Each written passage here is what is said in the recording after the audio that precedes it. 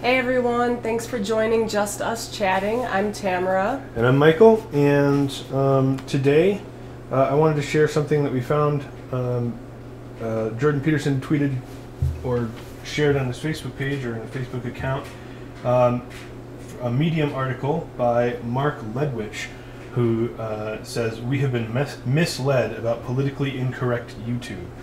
So let me go ahead and bring this up. So he starts off by talking about how the year in review rewind video was an absolute just disaster. So right here you can see it garnered over 10 million dislikes in the space of 8 days. To put that into perspective, the second most disliked video in history. Yeah, the rewind video was the most disliked video in YouTube history.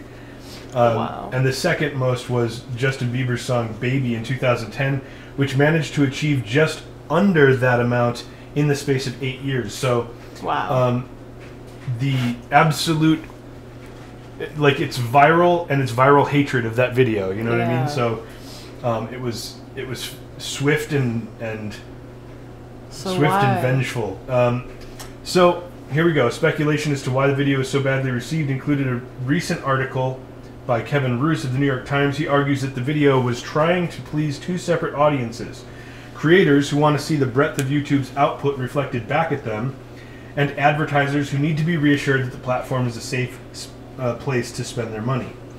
And this kind of ties into, you know, what I've been thinking recently about the Patreon thing too, which is that the people who are in charge of massive platforms, like PayPal and payment processors, banks, and the people who are in charge of YouTube now are not the same kind of innovative, creative people that started those companies. Yeah. They're conservative, risk-averse, hey, this thing is working, keep it on the rails, make the thing go forward, types, right? Yeah. So they're being conservative in the sense, and this is going to, it steps outside the bounds of the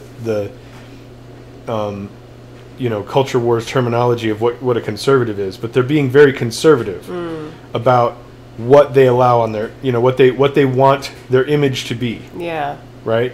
I hear people on the right have said, that, oh well, we're just getting banned all over the place, and it's true, but there's also a lot of leftist stuff that's getting kicked off the platform. Really? Yeah, so they're kicked off various platforms as well, and so I really think that a big part of this is that the companies are afraid that they will be held financially or responsible for hate their crimes, customers do, right? For hate crimes, yeah, and this kind of thing. And so it might be, and this is kind of an alternative theory to the, it's ideologically driven and all this kind of stuff. It might just be that they're big whiny babies. I don't want to say big whiny babies. I actually wanted to say they're. Well, I won't say it because we're live streaming, but yeah, it might be that they're weak. Yeah. And easily cowed. Yeah. And they don't necessarily even agree with this stuff, but their principles are conservative in the sense that they are trying to conserve the business. Yeah. Right? And so when they see somebody, screaming about, how, whatever, they don't want to be, as a company, they don't want to be branded as racist or whatever. Right. And so, but how could they be held accountable? It's not, up to them what their customers do and say. But okay, so YouTube gets boycotted. Advertisers start saying, oh, we don't want to advertise on YouTube anymore. But would they really do that? It's such a big platform that they make a lot of money from. They do. They do, and part of it is because, okay, so here's the other thing, is that brands that advertise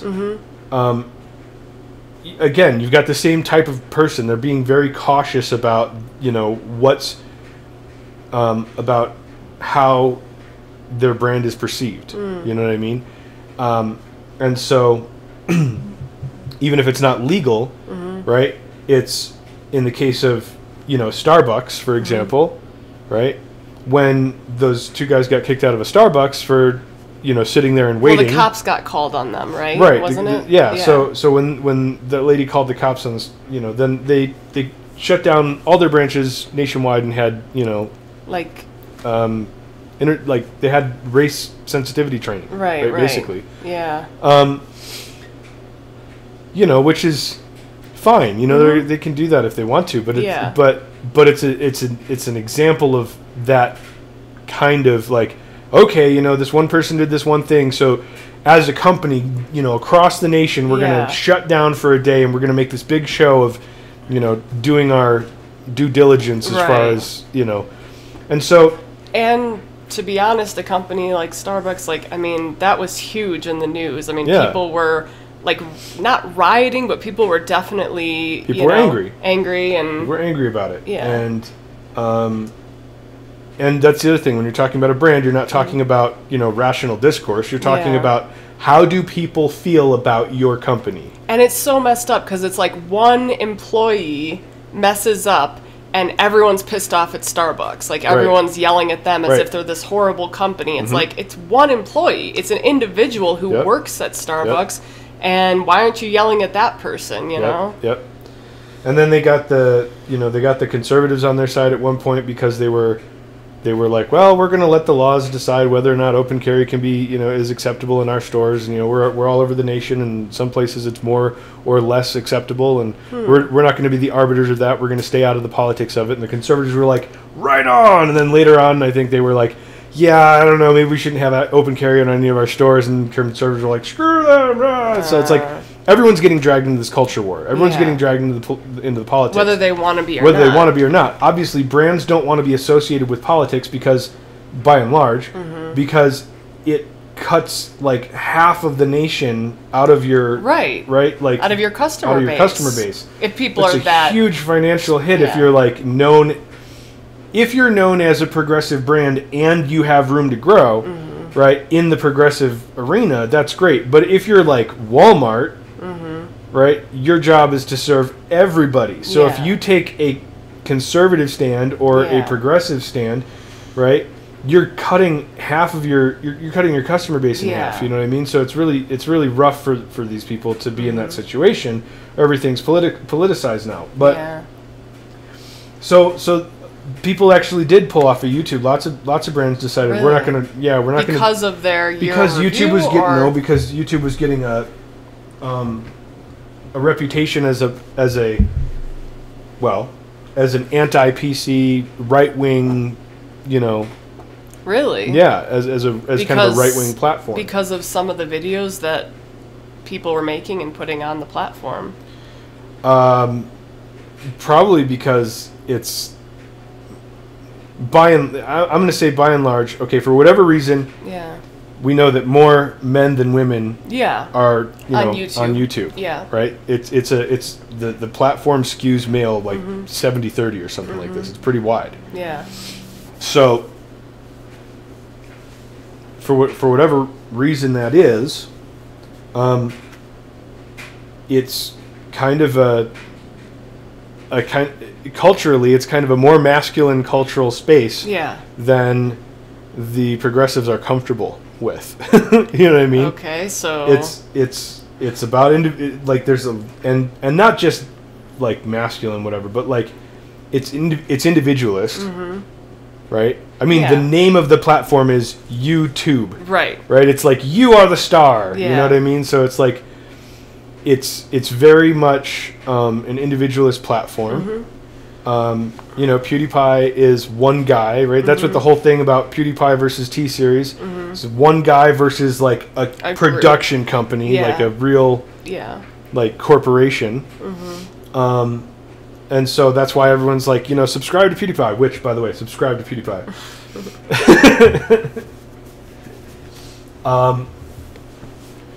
because he's you know, I'm sure he's got a team at this point, you know what I mean? But like what I'm saying, you know, the face of YouTube is still with him, you know what I mean, as the one guy, you know, that's the biggest, most popular guy on YouTube. The face of YouTube is still an individual, just, you know, doing their goofy videos. Right. You know what I mean? So that's what YouTube. That's the dream of YouTube. That was the original dream of YouTube. It's like you are an individual. Yeah. You can make videos and share them with the whole world. Yeah. Yeah. Right. And so if T-Series takes over, it's like you know, as the lead, it's kind of like, oh, okay, great. Now, you know, it's just another corporate platform. Yeah. You know, you can just buy your way to the top and whatever. You know, so there's a emotive kind of sense, you know, behind with that. So anyway, yeah. Was that one of the reasons that this video was hated so much? Was because they kept PewDiePie out? Yeah. But like, is that the main reason, or are there other reasons? There's other reasons too, because they basically, it's the old, you know, get woke, go broke kind of thing. They did the whole diversity, inclusion, and equity, you know, thing where they just virtue signaled. You know what I mean? It was like,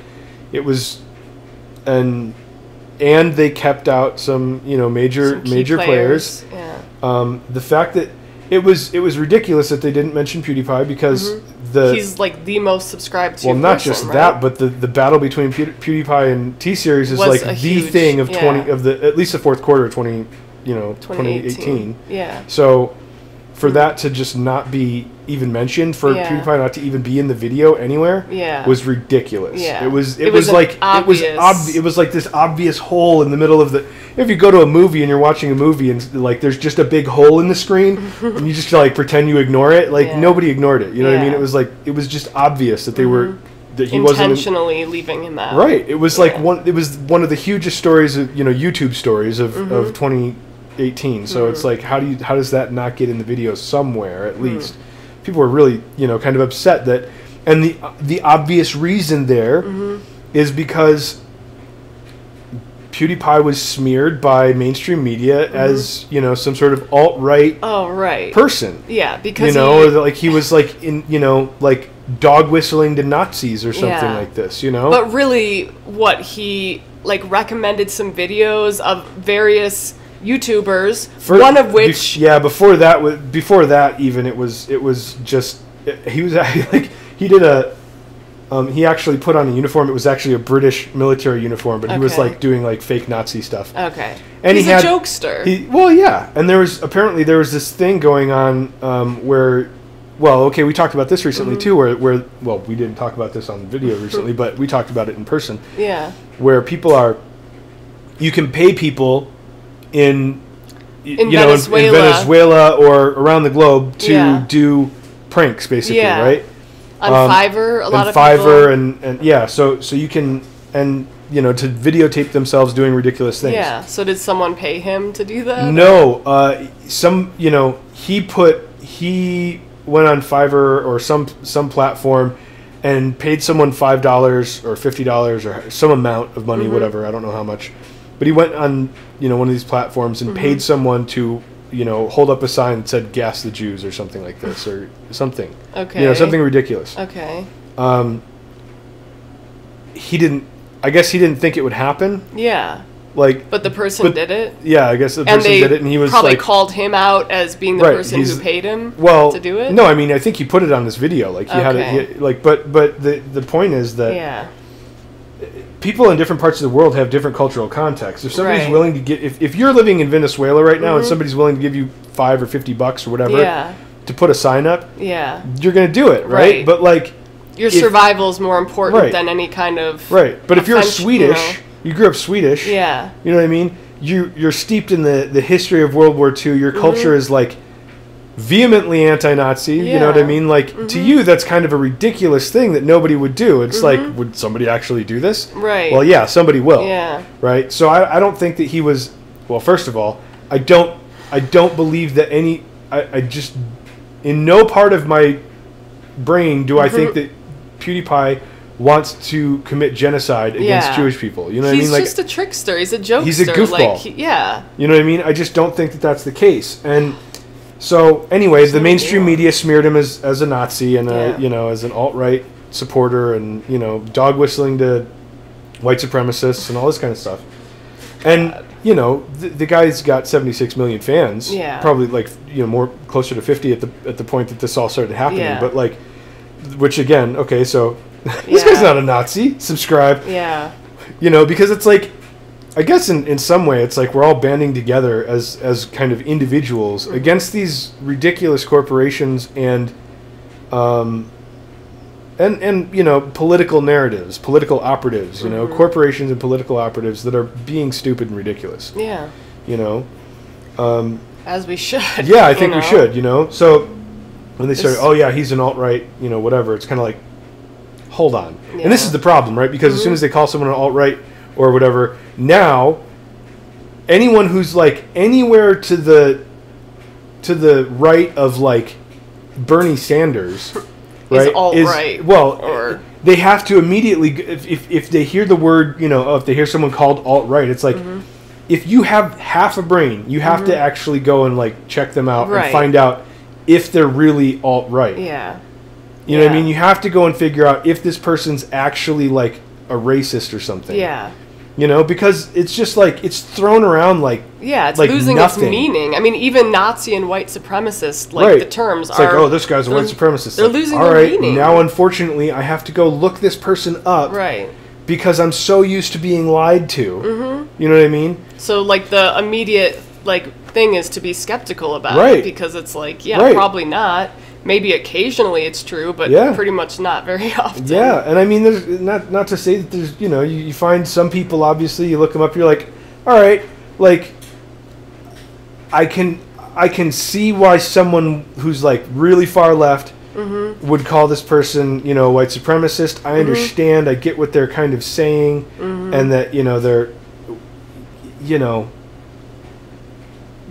but even in most of those situations where it's like, yeah, this guy's probably, he's kind of an idiot. He's like ethnocentric. He's ethnocentric, right? Yeah. He's like, even in those cases, that's exactly it. Ethnocentricity, right? That's what they're generally calling out as white supremacists and Nazis. It's like, lots of people are ethnocentric. Right. Lots of people are ethnocentric. That doesn't mean they hate people from other cultures. Well, it doesn't mean that it means that they're not comfortable with people from other cultures or whatever, but it doesn't mean that they're advocating policies to commit genocide. No kidding. Right? Yeah. Stop calling people Nazis. Yeah. Right? It's like it's not helpful. And so anyway, I got way off in the weeds on that, but whoops. But so okay, back to this. YouTube's been busy disassociating itself from the controversies that surrounded some of its most popular creators. There was no mention of Felix I'm going to say Kjellberg. Kjellberg, better known as PewDiePie, for example, whose ongoing subscriber battle with T-Series dominated discussion on the platform for months. YouTube inevitably cut ties with him after a Wall Street Journal hit piece supposedly revealed anti-Semitism in his videos, but YouTube's own users do not seem to be deterred. No, because we look at it and we go, oh, that's just some journalist like clickbaiting, like that's not real. He's not really a white supremacist, or anti-Semitic. And it may have been inappropriate what he, what he paid someone to do. Yeah. But again, like you said, he probably didn't think they would do it. Yeah. Yeah, that's another thing. Is this weird like.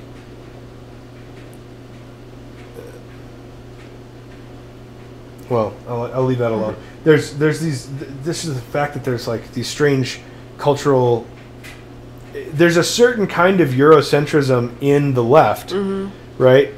Which, it kind of assumes that all the people in the world have the foundational, kind of everyone's equal egalitarian kind of mindset. And that is somehow just oppressed out of them by, I guess by, the Western patriarchal capitalist, system that's, got its tentacles all over the world somehow. One of my favorite memes is this like one of my favorite is when I hear about, you know, people talking about people on the left talking about how children are starving in socialist countries because of capitalism. You know, it's like, God, yeah. It's like, yeah, sure, that's why.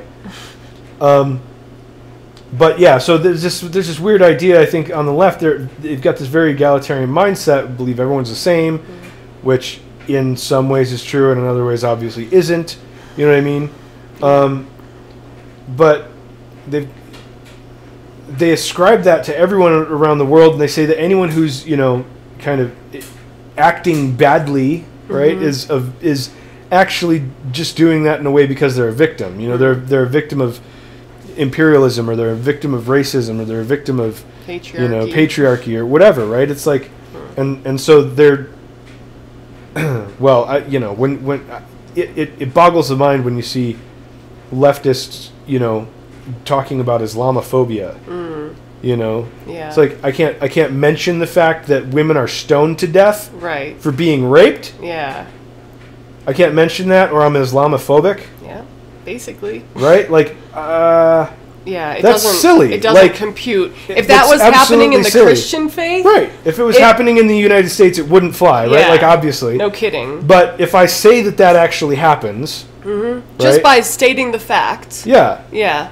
Well, I'm Islamophobic. It's like I don't hold the belief that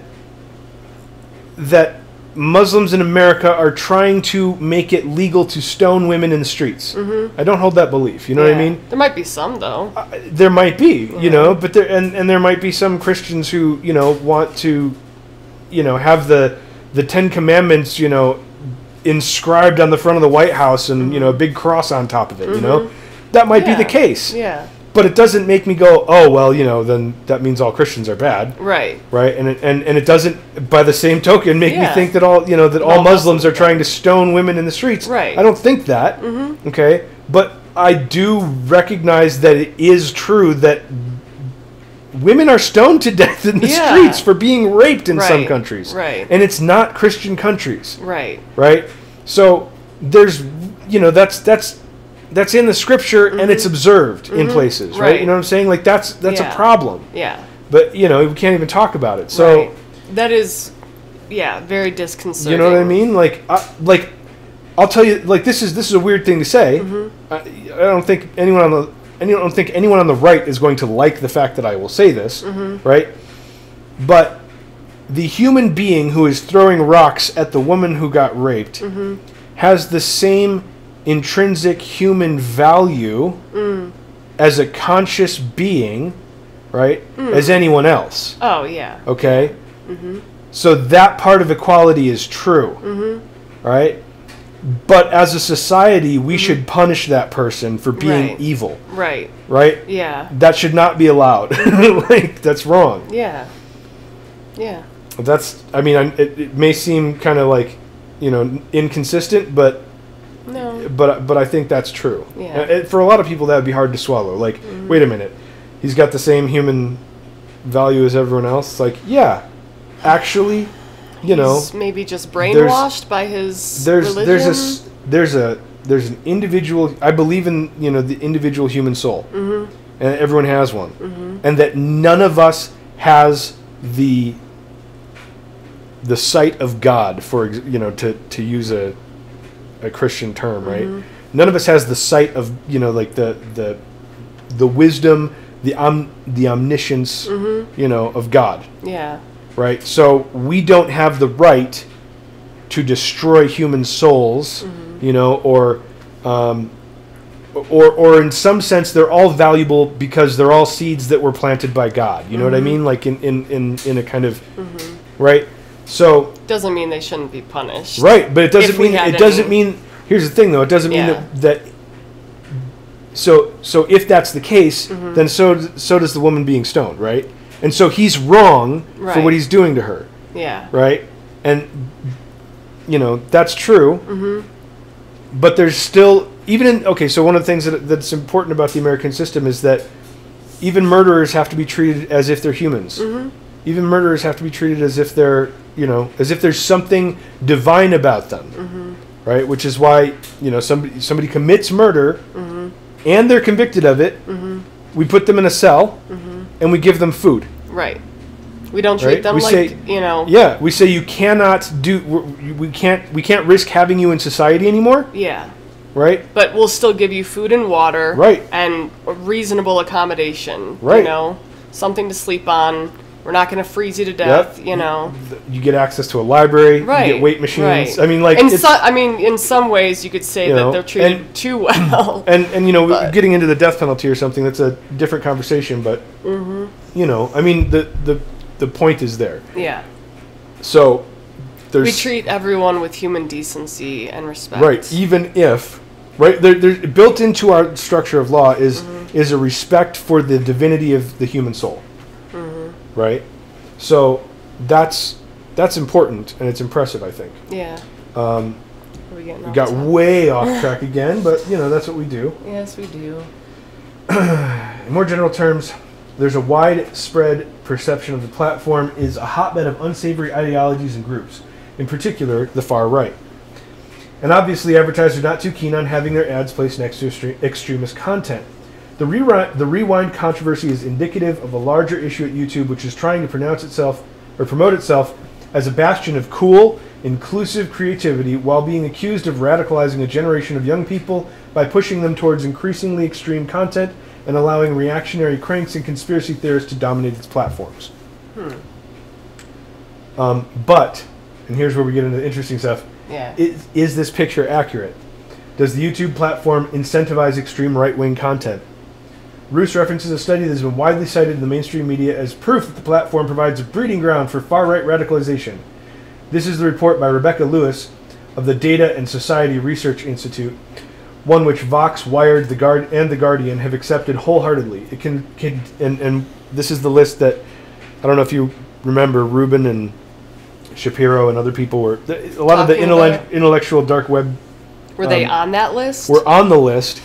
And then there's just like, you know, lines between, it's like the spider web of, I wonder if they've got they don't have the image at the top. Yeah, here's the image. Oh, wow. It's like, look, Tim Pool, right here, you know. Oh, he's far right? Right, yeah, all the, like, you know, and then they put, like, Lauren Southern. Candace Owens, well, she's pretty far right. Yeah, so you've got, like, you know, Faith Goldie, but Faith Goldie and, you know, Sargon of Akkad are very different people. Yeah. You know what I mean? Why are they all linking? Like, they link to because they've talked to each other. Okay. You know what I mean? This is like, oh, well, Tim Pool's a journalist, so the fact that he's talked to these people is pretty... He's a classical liberal, though, isn't he? He leans left. He wants social liberal policies. Yeah. You know, he believes in taxation and, you know, the common good, you know, he believes in welfare, he believes in a strong welfare state. I mean, he's not a right-winger. I know. You know what I mean? This is the real problem here. So let me go back up.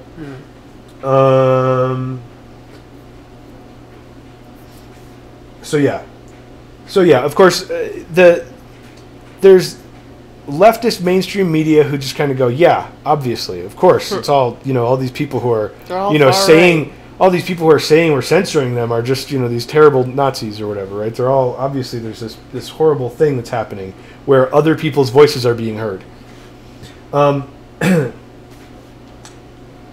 Okay, let's just go ahead and I'll go with his commentary instead. It contains a list of people from conservatives like the Daily Wire's Ben Shapiro to white supremacists like Richard Spencer. Puts them both in the same graph, right? Who form the Alternative Influence Network, a band of people... a band of people supposedly linked together through their reactionary views, defined as an opposition to visions of social progress or social justice and left-wing politics more generally. By degrees, through this network, users are exposed to more extreme content than that they would otherwise not encounter. As Rebecca Lewis writes, it is highly interconnected and uses the same techniques that brands and other social media influencers use to build followers and garner traffic. The report is written as if Lewis is investigating an underground crime network, but it is essentially an account of her YouTube binge and activism aimed at pressuring YouTube to censor her political opponents. Right?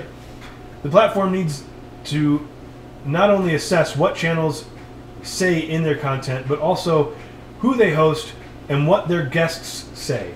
In a media environment consisting of networked influencers, YouTube must respond with policies that account for influence and amplification, as well as social networks. So basically, like, literally, this is a person who's saying we should censor. We should, we need algorithms to, you know, tamp down opposing views.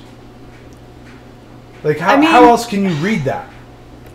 Okay, I thought, you know, we had freedom in America, and I thought, you know, there's already rules about what you can say on YouTube. I mean, you can't threaten people. Right. I don't know all the rules, you know, but, like, there's already rules in place, and most of these people that they're talking about are not all that extreme. I mean, Richard Spencer, yeah, he's a white supremacist. Well, yeah. But Ben Shapiro, he's just conservative. Yeah, like I've said before, when Richard Spencer got punched in the face, I was like, oh, well, I guess I've got to figure out whether or not this guy's actually a Nazi again, because it's like people are being called Nazis all the time. Right.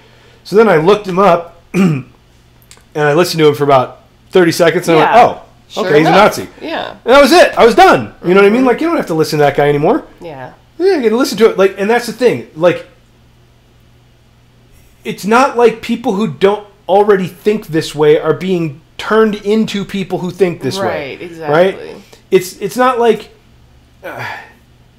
people who are reasonably certain that people of different colored skin can live in the same country peacefully are suddenly going, oh, you've got a point there, guy. Yeah. Like, nobody's doing that. They'd already have to be leaning in that direction. Yeah, they have to already be racist. You know what I mean? And it's like, so racists have another racist that they can listen to.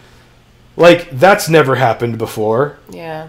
You know what I mean? Like, that's not a big deal. And it's like, okay, I haven't really watched much of that guy, Richard Spencer. Like, obviously, because it's like, why would I? I think the only thing that either of us have ever seen of him, really, is the one thing where he was talking with Charles Barkley. And I can't remember the other guy's name. Yeah, I don't remember either. But, I'm like, not big into basketball. I mean, unless he's actually espousing violence, whatever. Give him, you know, let him be on the platform. Like, people, not that many people are going to, like, actually pay attention to him. You know what I mean? Like, unless he's espousing violence. He's not, as far as I'm aware, but I haven't watched his stuff, you know? Well, and I mean, it's like, but the rest of these people are not. They're definitely not. They're nowhere near that This gets guy. This gets to that, like, one of the core things that I think is missing from the discussion of the culture wars, which is the distinction between the fundamental and the subtle. Yeah. Right? So,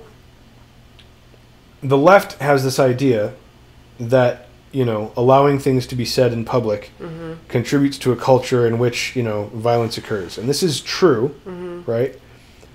But it is not, they think of it as a fundamental kind of, you know, a foundational bedrock kind of thing, right? Because it's this really, you know, subtle context. But the truth is, it's a really subtle context. We live in a nation with laws that say it's illegal to discriminate. We live in a nation with laws that say, you know, there is no such thing as a law that says one person of a certain color can't vote, right? We don't have these anymore. Yeah. Right? So if the culture discourages you from voting, or the culture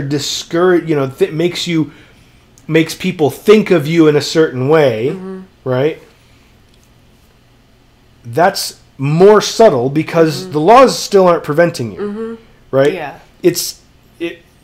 You know, there's a place for this conversation. Obviously, we need to, like, we should have a more inclusive society where people don't hate each other. You know, and it's good to be exposed to people of other races and you know, and cultures. Sexual orientations. And, you know, it's good. I think it's good to have the, you know, kind of variety is the spice of life experience. You know, you've got to be able to, like, oh, well, that's interesting. Be open to new people, new, you know, perspectives and ways of living. And it's good to see that other people are human. You know what I mean? It's very good to kind of engage with other people. Oh, you know, you're not a caricature.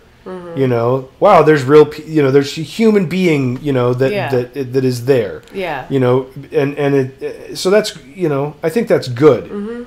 right? I'm not by any means someone who wants to divide people. Mm-mm. But like the confusion, I think, is that like they think, well, the culture, because they think that everything's enculturated, right?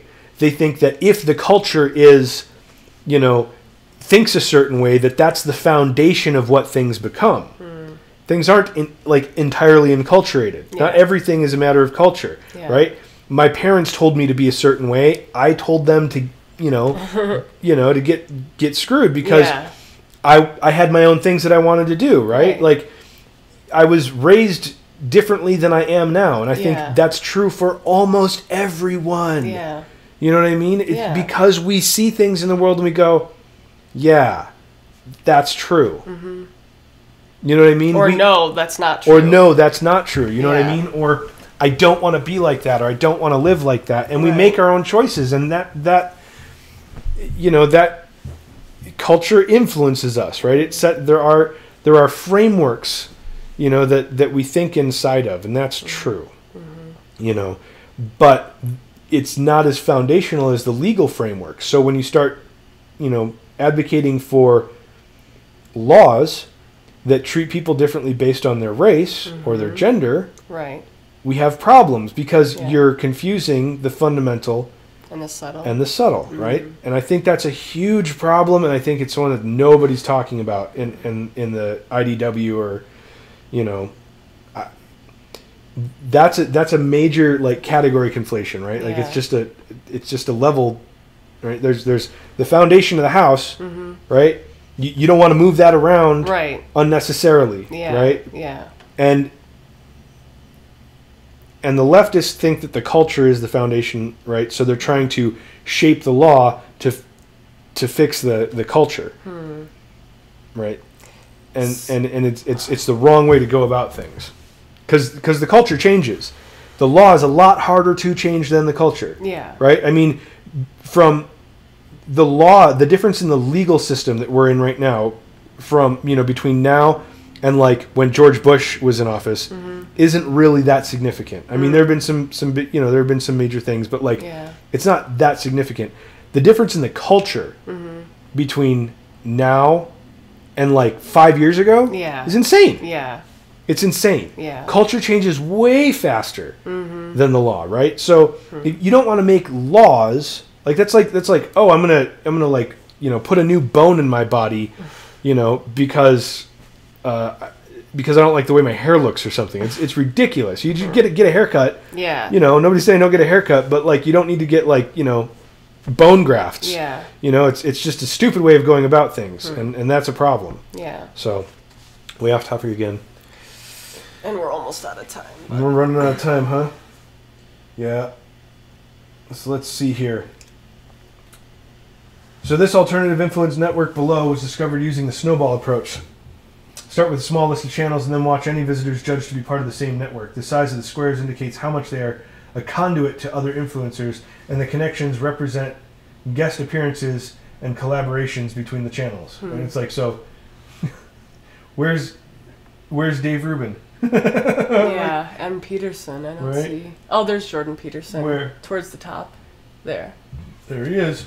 But like, I'm Joe looking Rogan, for the really big. Like, I don't even know who this is. Dave Rubin, Andy Joe Warski? Rogan. I don't know who that is. Yeah, there's a bunch that I don't know. Crowder. Okay, so this one I know, this one I know. But like, it's weird because like I'm expecting to see Dave Rubin like. He is. It's right there. Yeah, but I'm expecting like like. Oh, because he's had a lot of different people. Right. If the size, what do they say? The size of the square indicates how much they are a conduit to other influencers. Oh. You'd think he'd be bigger. Right? Because he's constantly, he's just an interview format, right? Yeah, it's not like... He doesn't put out a lot of his own content. It's mostly interviewing people. Yeah, it's interviews.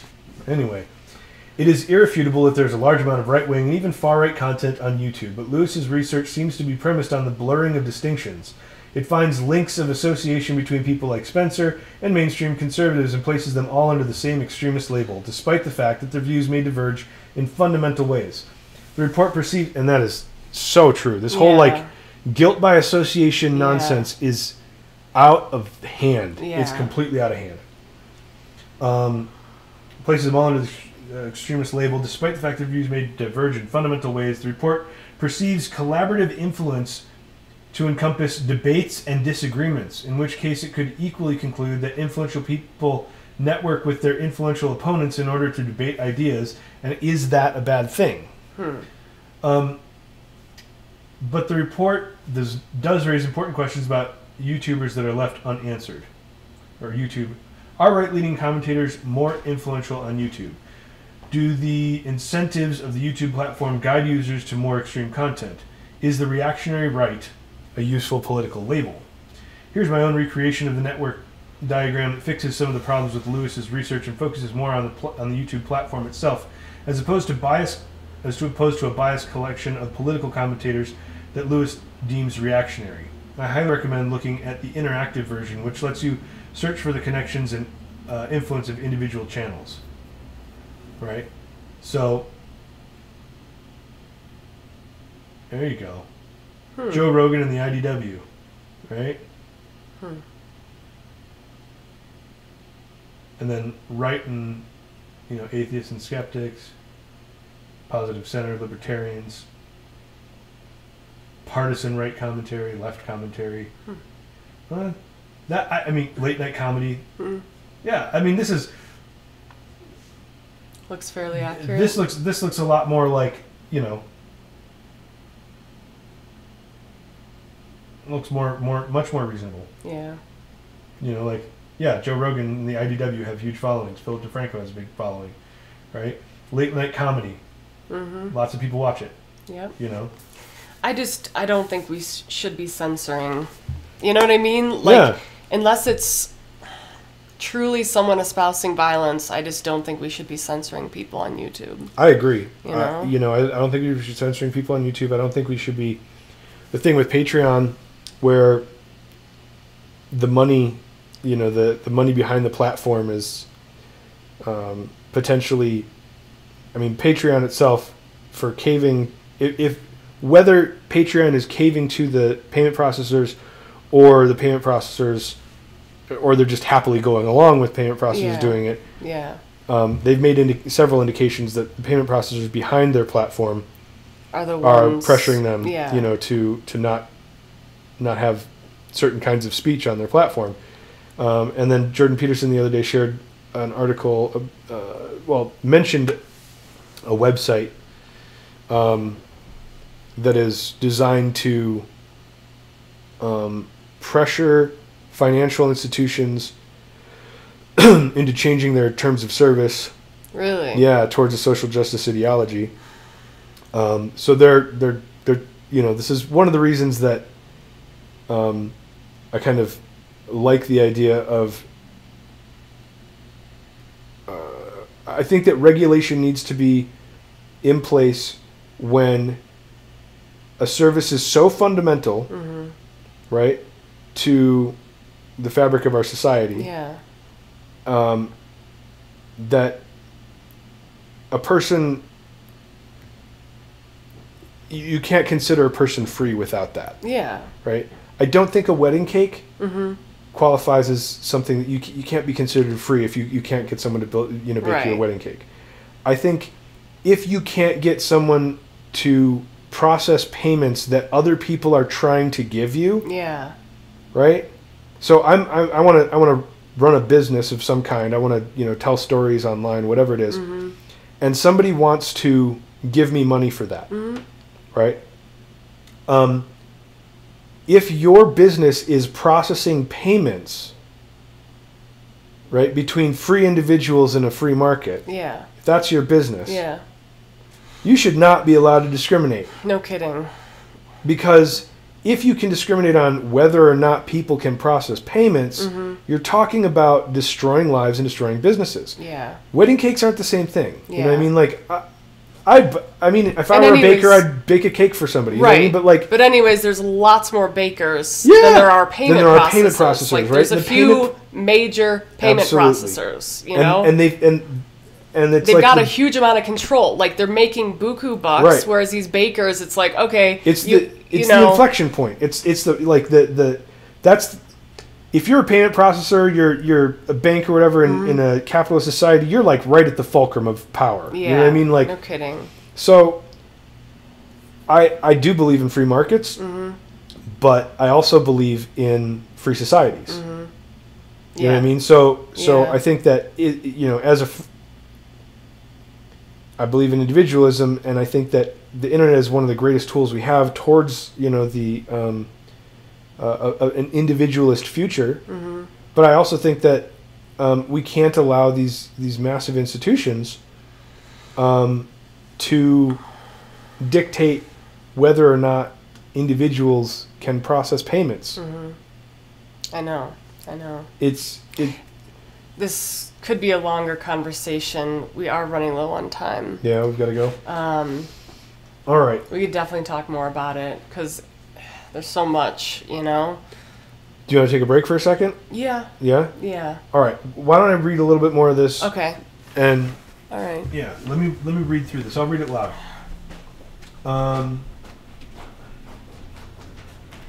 Image above. Let's see here.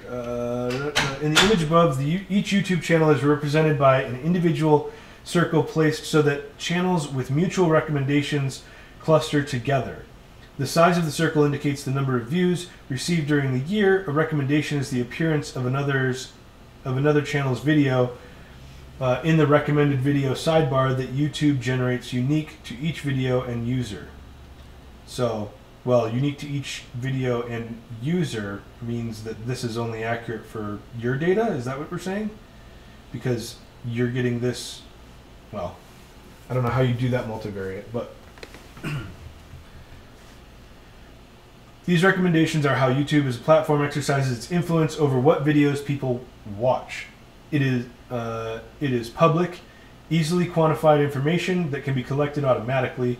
It can also be made neutral, not biased, towards previous viewing history through YouTube's API.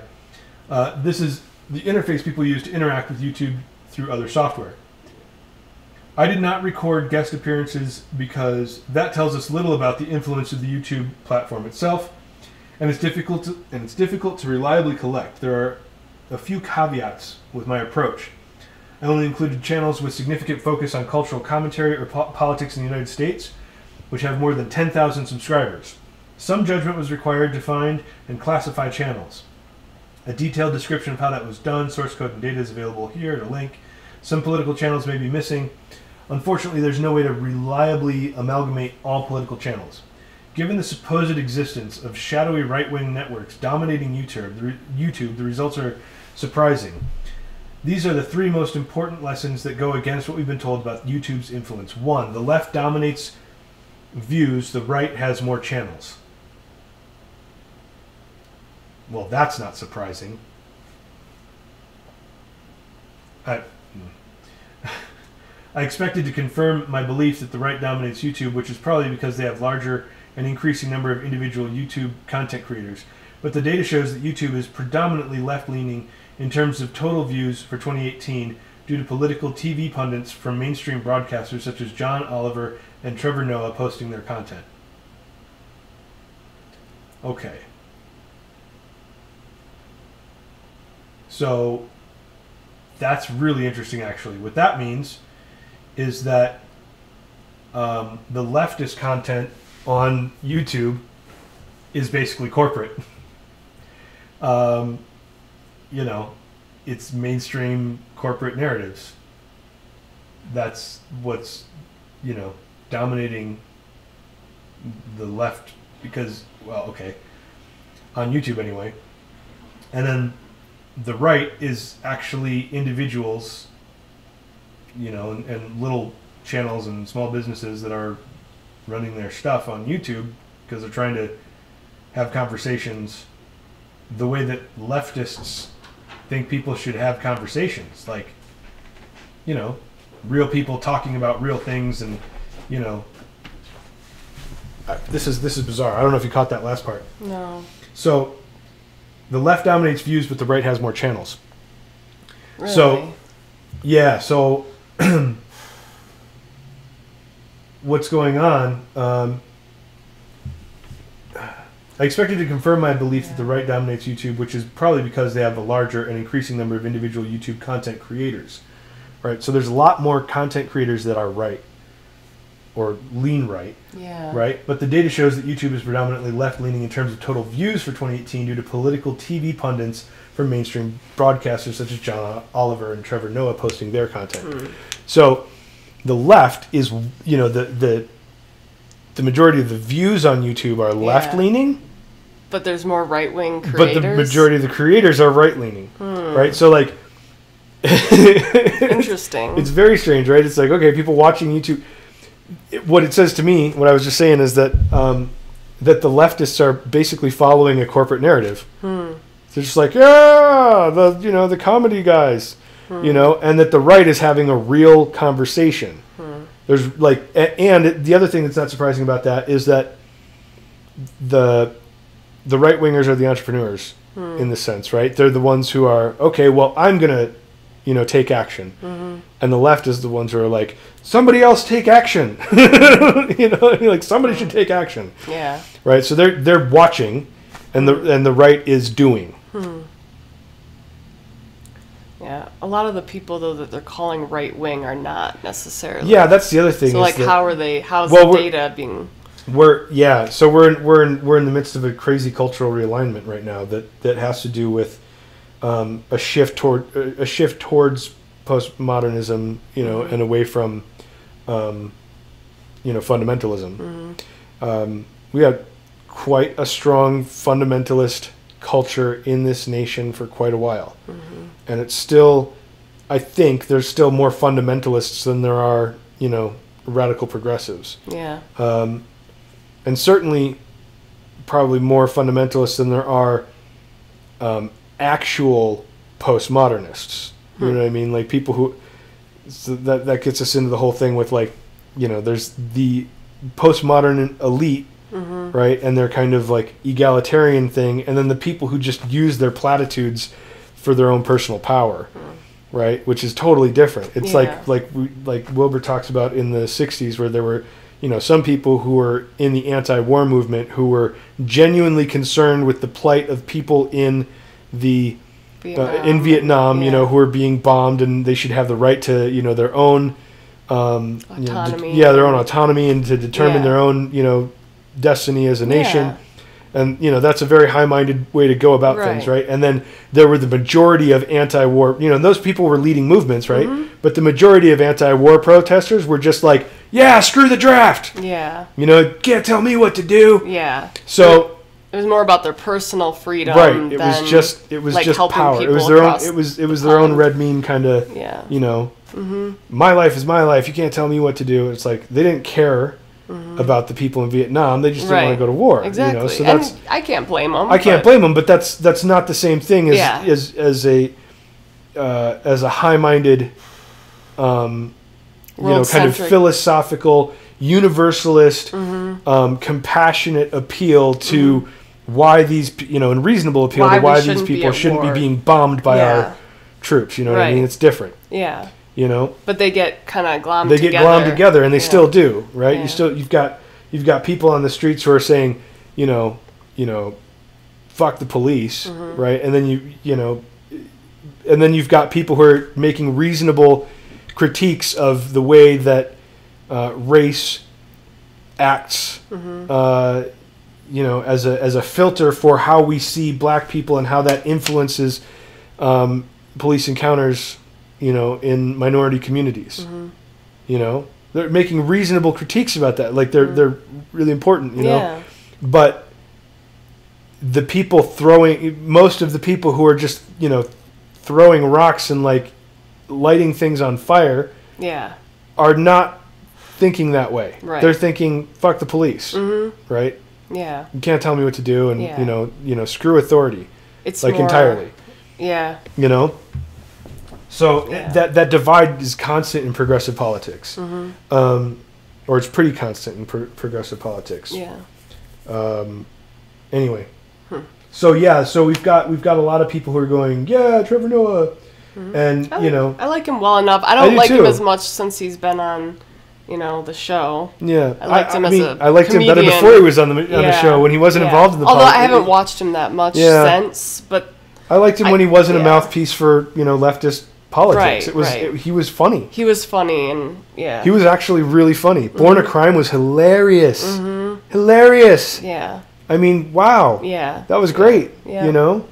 He was great, but once it became like, oh, let's just talk about left-wing politics, it was like, all right, now he's not. It's boring. He's not just saying whatever he wants. He's kind of got a. He's got a narrative. Go along their narrative.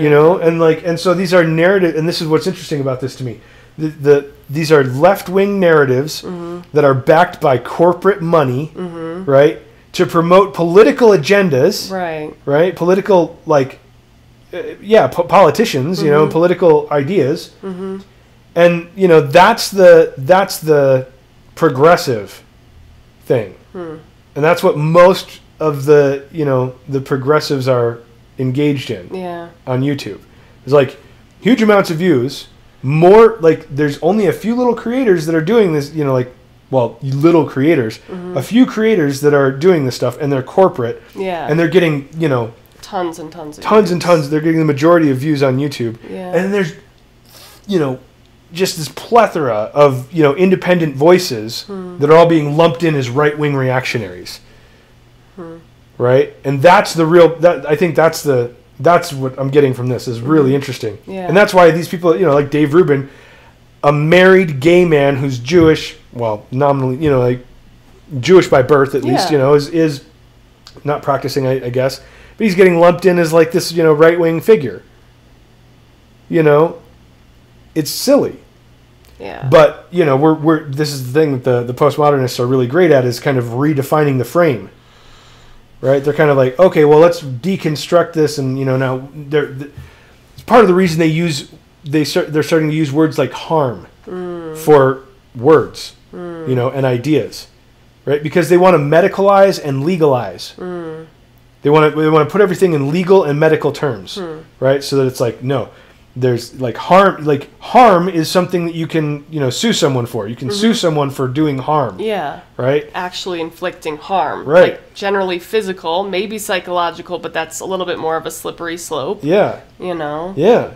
But that's that's why that kind of stuff is being introduced. They're saying, oh yeah, this is creating harm in harm in the community. It's like, hold on. This violent rhetoric. Yeah, violent rhetoric. Violent rhetoric used to mean something like, like telling people to go kill someone or something, right? Like now, violent rhetoric is, I believe in free speech, and I think that it's wrong to punch someone for their ideas.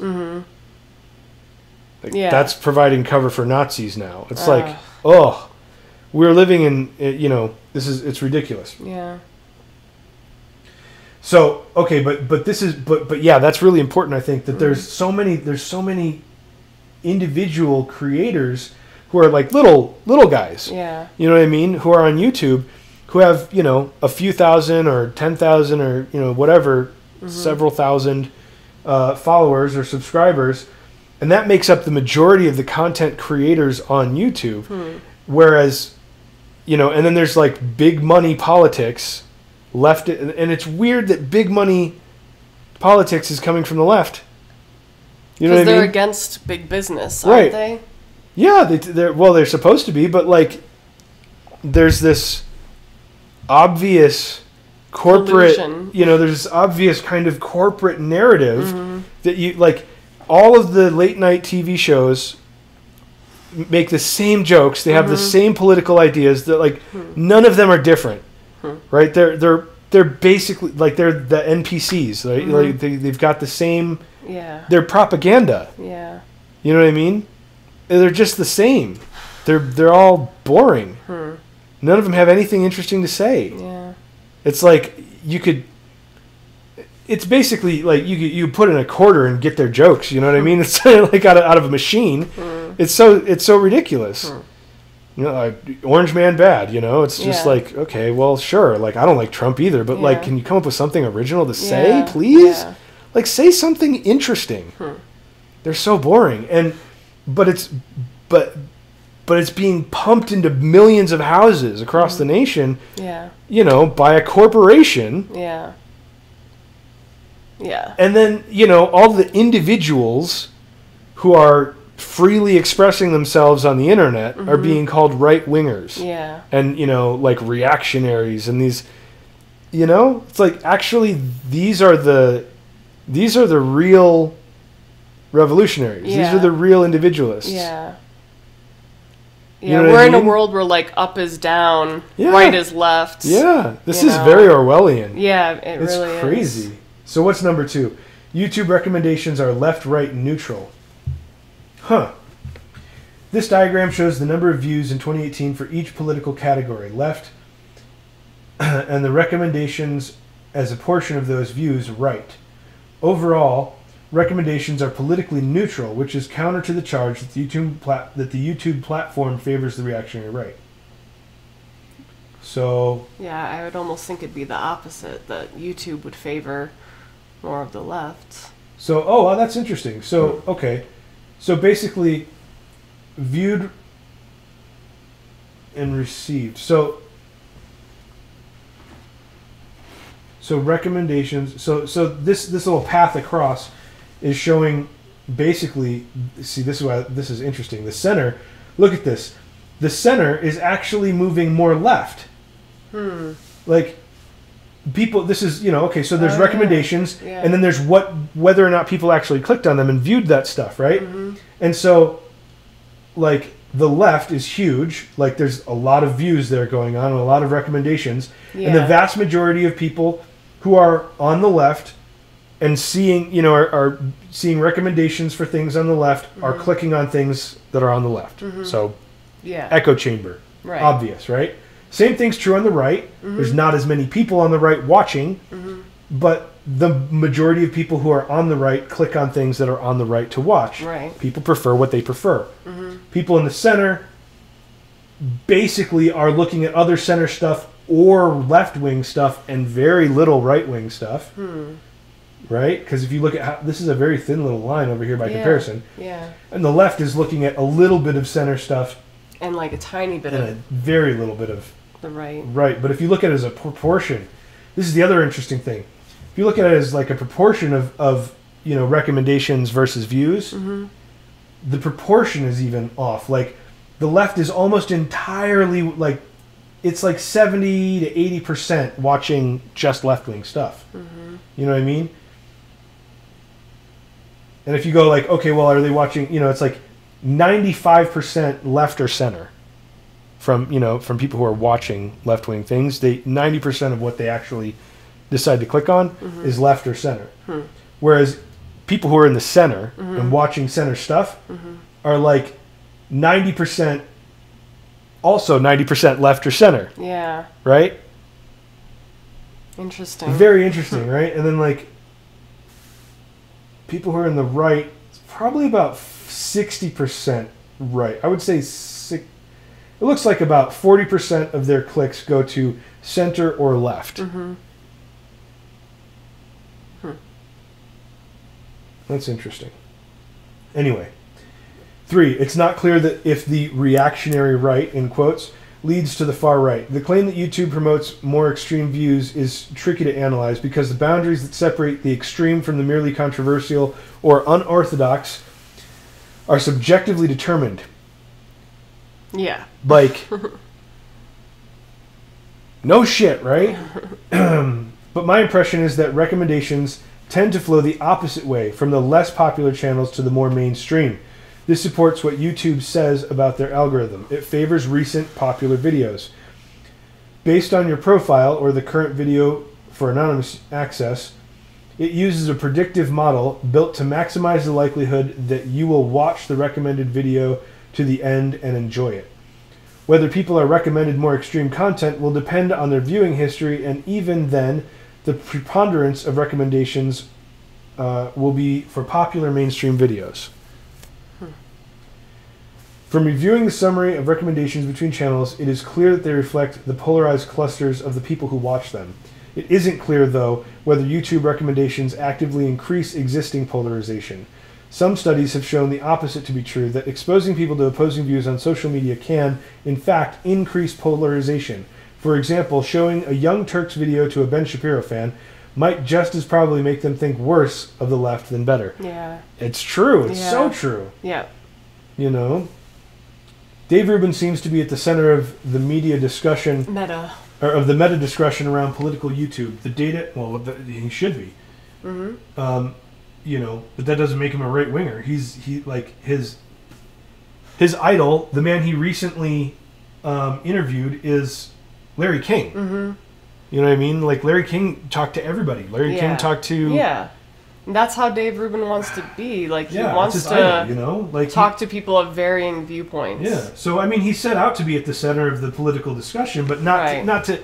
He didn't want to be... He never wanted to be the story. You know what I mean? I don't think he ever wanted to be the story. He's just trying to, like, have the conversations, which is great. We need that.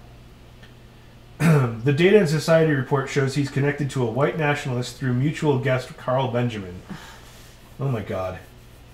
Like, look, Dave Rubin's, connected to this guy because they both talk to the same person.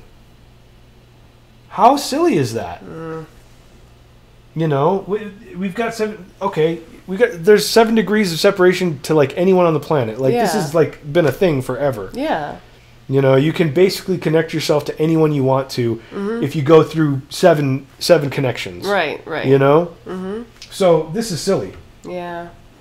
In fact, does it say something about that? Yeah. The path from any one person to another in any highly connected network is short, so picking this out is quite meaningless. Yep. An anecdote from Stephen Fry will suffice to reject this 6 degrees of separation style argument.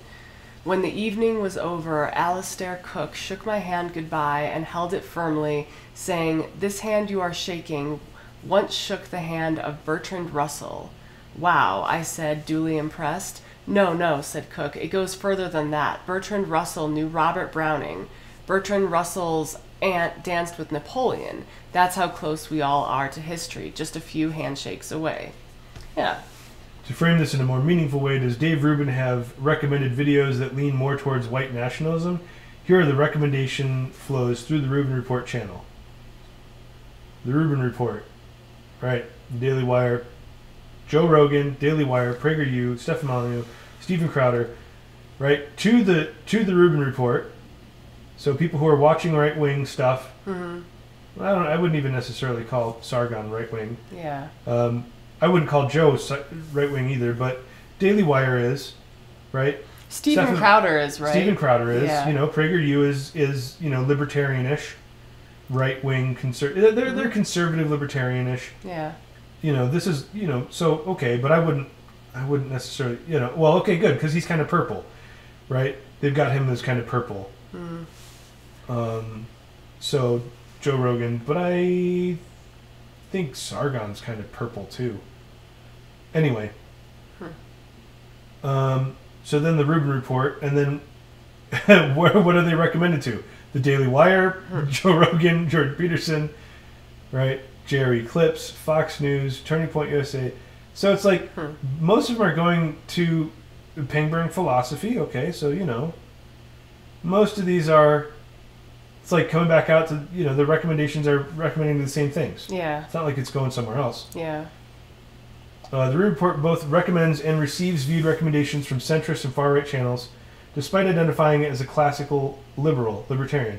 I don't think this is proof he is secretly a conservative, but it does show that the audience cares more about which sides you criticize than your political identity. Mm-hmm. Counter to the report's narrative, the recommendation flows for Dave Rubin are a moderating influence, receiving more recommendations from the far right than it gives, while recommending mainly mainstream conservative and centrist channels. Who are the reactionary right? Ezra Klein and Rebecca Lewis agree on the distinguishing feature that unites the reactionary right tribe. Many of these YouTubers are less defined by any single ideology than they are by a reactionary position, a general opposition to feminism, social justice, or left-wing politics. Well, I agree that this is the main dividing line between various political tribes of YouTube. There is very little discussion of taxation, environment, and other policy issues. Mostly discussions revolve around the culture wars, with a fundamental split on the issue of social justice. But I think the Data and Society report has created the definition for the reactionary right for the purpose of problematizing them rather than as a useful label for understanding the political dynamics. Anything outside of a narrow progressivism, anything that is deemed to conflict with the goals of social justice and left-wing politics, is the target. Not only does this reject the idea that the left can also be opposed to these things, but their definition is so broad as to include a great swath of Americans. Yes. Now, this is what I was talking about before, about how the postmodernists are great at reframing things, right? This everything they do. It's all trying to contextualize things, right, differently, so that they to fit their narrative. Right. They're trying to outflank constantly. They don't want to address anything directly. Everything's an outflanking maneuver. Yeah. Right. Everything is a flanking maneuver with them, which is why. I mean, and it's and the right wing, or the right wing, the people they're calling the right wing, everyone else in the world, the normal people, are, that's why it's a joke. These jokes about how it's like, this like little itty bitty tiny square in the political thing is like the good people, and then everyone else is far right. Horrible, yeah. It's a re-memed, multifaceted meme with a whole bunch of little meme tributaries running off of it. This idea that everyone to the left of Bernie Sanders, or everyone to the right of Bernie Sanders is a Nazi. Yeah. Like you can everybody knows what you mean when you say that. It's like, oh yeah. It's like you can just have like general kind of social liberal political position. Yeah. Everyone's equal. We should treat everyone equally under the law. But if you say, look, I don't know about this whole excluding Asians from Harvard because they're too smart, thing is a good idea. Oh my God, you Nazi! It's you get grouped with that other, you get grouped with the white supremacists, and it's like, I'm sure the white supremacists love it, oh boy, yeah, keep sending them our way, but it's not that anyone's actually going there. That's the other thing. It's like, I don't know. It's. But they do. They try to recontextualize everything. They try to frame it differently. They want to change the narrative by it's like saying, I'm not pro-abortion. I'm pro-choice. Right. Right. It's like, sounds better. It sounds better. Whether or not you're pro-life, pro-choice, different argument, different discussion. But they're changing the way that we talk about things, right? And so that's exactly right. They're using the term reactionary right, and you can make a good case that it's people who are reactionary because they're reacting to this overzealous left-wing identity politics, right? Yeah.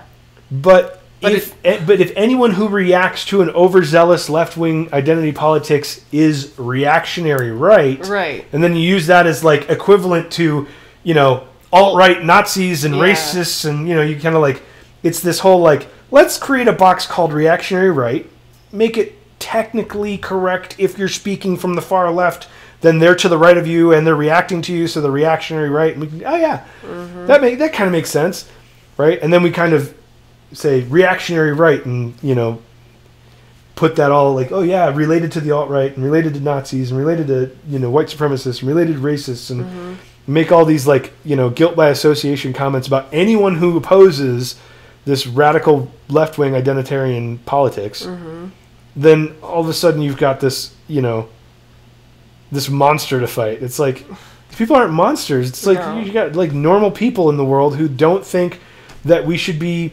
splitting things up based on skin color. And don't think we should be policing speech or making you use certain words. That's a whole other topic. Yes.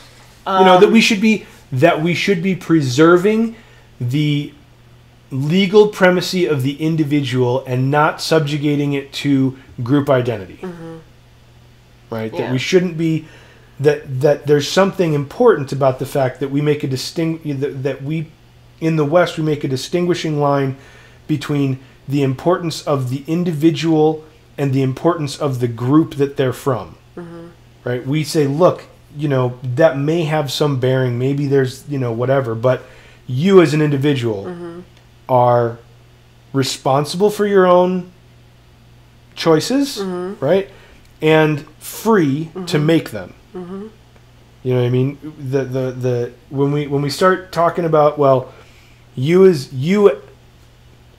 as a white male, my experience of life, right? Like when we start talking like that, we're going the wrong direction. Yeah. Like, not necessarily. Okay, I shouldn't say that, because talking like that's one thing, but when we start talking about policies based on that, we're in a totally different neighborhood. Yeah. The Hidden Tribes report from More in Common surveyed a representative sample of 8,000 Americans, and using a cluster analysis created 7 broadly representative political tribes devoted conservatives, traditional conservatives, moderates, politically disengaged, passive liberals, traditional liberals, and progressive activists. Progressive activists make up only 8% of the population, and on issues concerning political correctness, they stand alone. So, this YouGov poll from 2016 shows that most Americans also align with the reactionary right, quote unquote, on cultural appropriation, right? So, appropriate or inappropriate? You think it's appropriate? Yeah. Do you think it is appropriate or inappropriate for members of the majority to adopt aspects of a minority's culture? And more of them. Everyone's like, yeah, it's fine. It's fine. You know? Yeah. Yeah. Like, we don't get to have Chinese food anymore? Right. Right? I don't get to have tacos? I can't wear, like, a silk Chinese dress if I want to. Right. It's like, I'm sorry. Yeah. You know? That's authoritarian. It's like, it's actually celebrating another person's culture to, enjoy the art, enjoy the clothes, enjoy the music, enjoy the food. Like, it's because you like that culture. Yeah. What is wrong with that? There's nothing wrong with that. Yeah. You're not being, harmful towards that culture by appreciating it and, Yeah, well, I mean, that's part of the whole, this is why it's so infuriating, because cultural appropriation, right, quote unquote, is part of the process of assimilation, right? Like, we become a single cohesive culture by sharing what we bring to the table, right? And there's the fact that there's a dominant, kind of majority culture in the United States, right, is not indicative of the fact that, it's oppressive, because part of the dominant, majority culture in the United States is pizza, right? And pizza's not American. No. Right? Part of, like, it's... We've kind of made it our own. St. Patrick's Day. But, yeah. Right? St. Patrick's Day. Like, everyone's Irish on St. Patrick's Day. Yeah. Yeah. Like, that's... it's an American holiday at this point. You know what I mean? Like, it's... Yeah. But we borrowed that from the Irish, obviously, Yeah. And it's not... It's not like... It's what makes the assimilation not a crushing Borg-like assimilation, right? It's we want to, there's some fundamental things that you need to accept to be part of American society. Freedom, the rights of the individual, the separation of church and state, some like core liberal values that you have to accept if you want to be a member of the, of the American populace. But we sure are glad you brought your culture with you, because God, it's cool. Yeah. Like, there's cool things in all these different cultures, right? Yeah. Like, there's good food, there's good music, there's good art, there's great forms of dance. You know what I mean? This stuff is great. Yeah. And so we bring it on, and we it makes our culture richer. Yeah. Right? And so if it's not, this is why assimilation works in America, because we allow America to assimilate other cultures as well, right? We go, oh yeah, cool, bring your stuff too. We'll that's great. Yeah. And we enjoy it and we share it, and everyone gets to have tacos. Yeah. You know what I mean? Everyone gets to have, everyone gets to have tacos. Everyone gets to have Chinese food. Everyone gets to, share in the richness of the world. Of the world. And I think we've done that better than anywhere. But if we start saying, no, you can't have that because you're white, well, then we're starting to say, look, we can't coexist. Right. Like we have to be able to share things, right? If we're going to coexist. If I'm not allowed to have, I mean, like, I'm never going to have dreadlocks, okay? But if I'm not allowed to have dreadlocks because of the color of my skin, right? Well, tell that to the Celt, you know, the Celtics.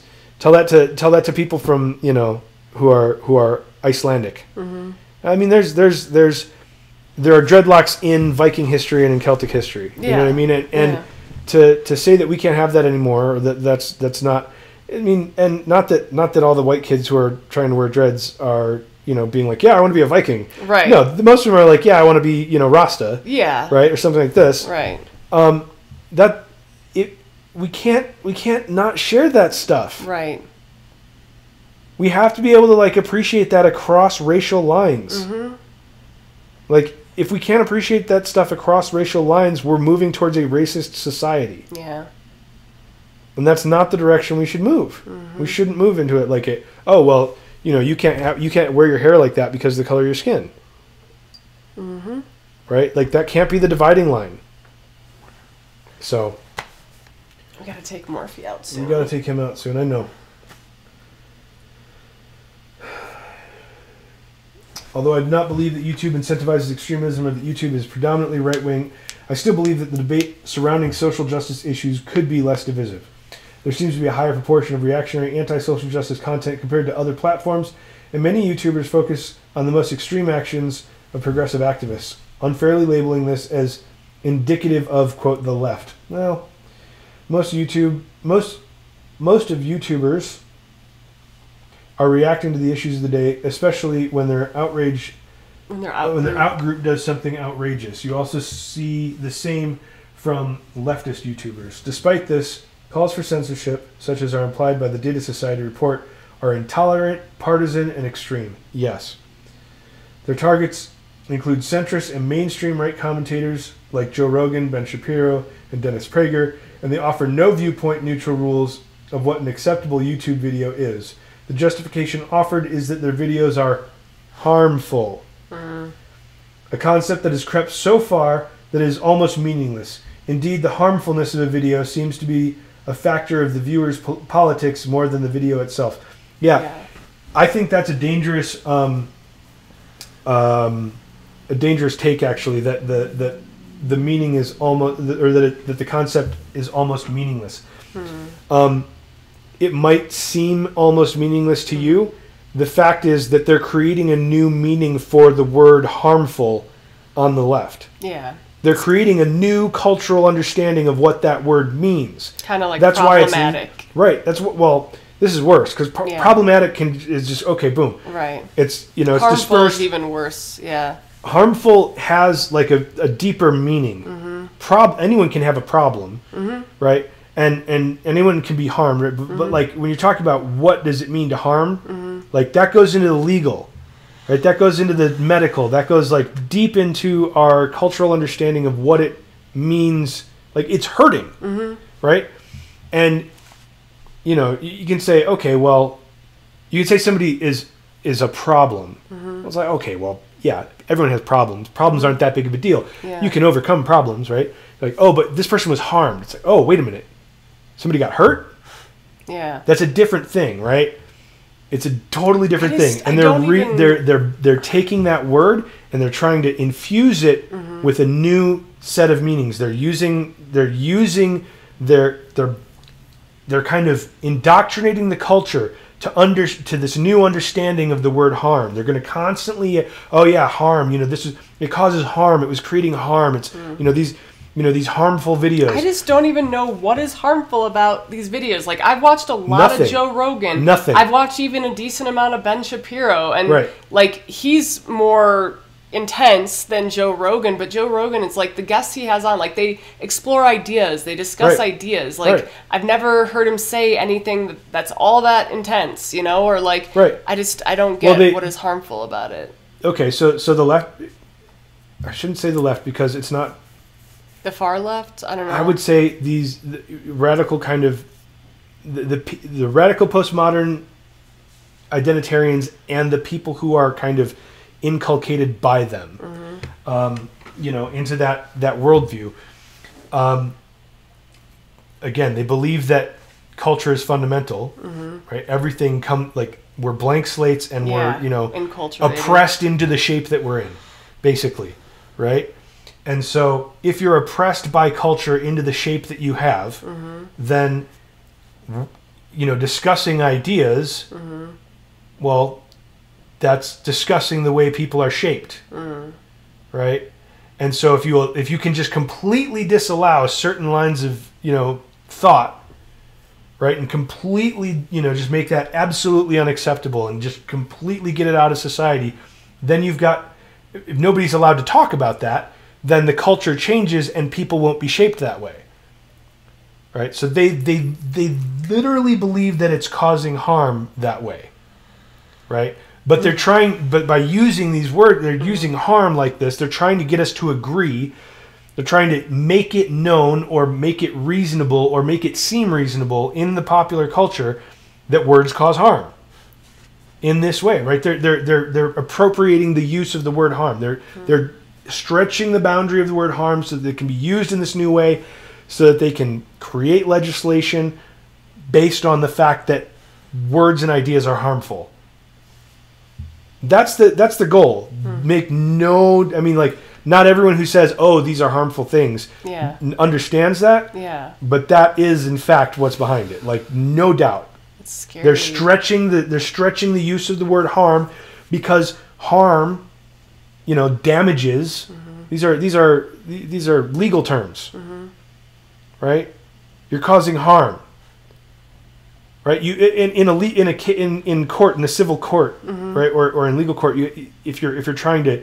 You have to prove harm in order to get damages, right? Reparation for damages, you have to prove harm. Yeah, right. It's a legal term. Right. You've got to. That's why they're using it, right? They're saying, that these ideas are harmful, or that that things, they've actually called things just harms, as like all these harms. They just take a bunch of things, that are bad, and they stick them together, and they say, misogyny, and they say all these harms, and they put it in that word harms, right? And they're really trying to repackage the idea of harm, harm as including words ideas and ideas. Yeah. The expression of words and ideas. It's so Orwellian. Right? It's really Orwellian, but make no mistake, that's exactly what's happening, right? That's why we get this barrage of they're calling things harmful.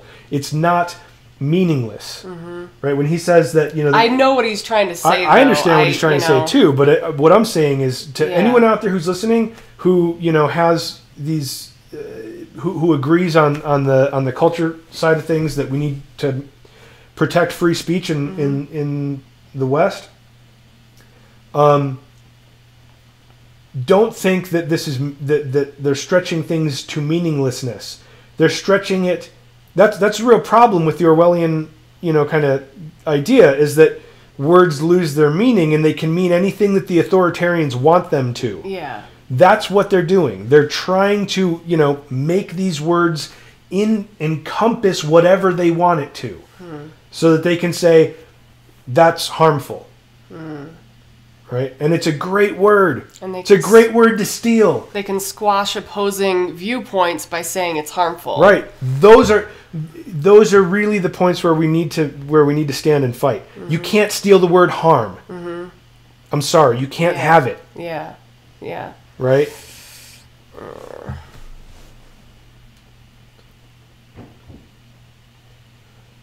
I think our tribal instincts make politics on social media worse than expected. But I am hopeful that new social norms and effective platform nudges will develop. To do this, we all need to work hard to tolerate and empathize with people in our art groups. I will do this right now and show some love to the progressive activists. I would like to endorse the leftist channels of ContraPoints, Robert Wright, and Ezra Klein. I like Ezra Klein, who is, in fact, the author of the Vox article I just disagreed with. They seem genuinely interested in ideas and have demonstrated a willingness to attempt good discourse outside their own tribes. This is what political YouTube needs more of. I agree. Yeah. I agree with that statement. So that's the end of the article. Good job, Mark Ledwich. Good job, Mark, from Medium. Thank you for putting up with that long video. If you're still with us, I hope you enjoyed a little bit of the discussion. I was, fired up to kind of go through that. And I know I got a little,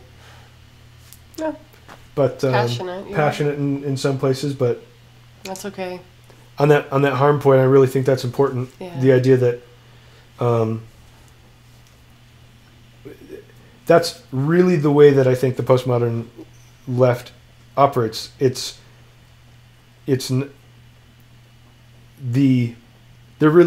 trying to steal words, right? They're trying to steal words, redefine, to their own. I mean, ends. The concept of hate speech, for example, is something that's pretty, consistent around the world at this point, and throughout the West. And we're lucky to live in America, in the United States, where it's already been decided by the Supreme Court that that's not a legal category. Yeah. Like, there's no such thing as hate speech. Yeah. Hate speech is an Orwellian framework, right? It's absolute. It's double plus bad. It's no way we're allowing. That's because it's like, who defines hate speech? That's the thing, is it's so subjective, right? Like, I'm not for people saying horrible things about people, right. But it's like, I don't. It's not so. Here's the thing, though. It's not about the content of the speech. Hate speech is just a label. It's a container into which you can put whatever you want. That's the thing. So, what I mean? It's like, too subjective. When it's entirely too subjective. It's designed to be that way, right? It's designed as a container for political speech that we don't want. Right? That we want to suppress. That is the entire reason for the development of the concept of hate speech. Right? It's like, well, where can we put the ideas that we want to censor? Let's put them in a box called hate speech. Yeah. Right? Like, I'm not saying you can say, like, when you say you can't yell fire in a crowded theater, it's like, well, yeah. Right? Because you're lying in a way that's going to hurt people. Right. Right? And you know it. And there's direct, immediate, measurable damage that results as a consequence of that. Right?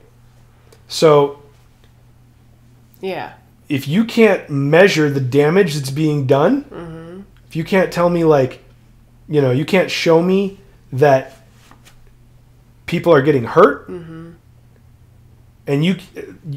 you have to be, like, able to show me that it's as a direct consequence of these words, right? Then you don't get to censor that. Yeah. And you can't call it hate speech, right? And just, like, because anybody can call anything hate speech.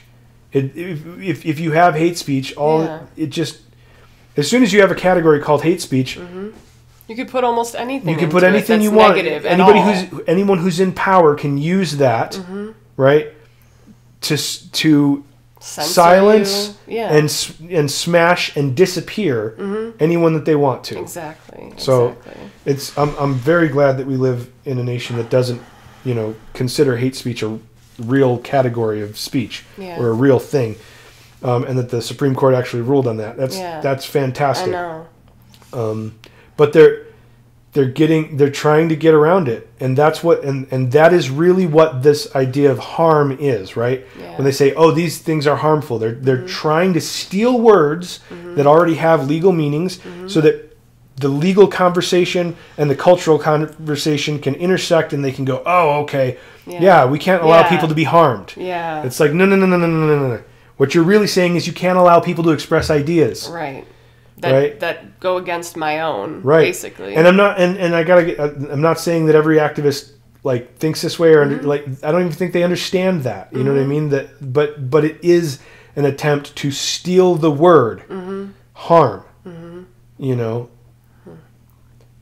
We can't allow it. No. Anyway, we gotta let our dog out. We gotta let our dog out, go for a walk. It's been great talking. I hope you guys enjoyed. Subscribe, like the video. Sign up for notifications. We're planning on doing this pretty much every day. So follow us on Facebook, Twitter, Just Us Chatting. And we'll see you again tomorrow. See ya. Take care. Bye.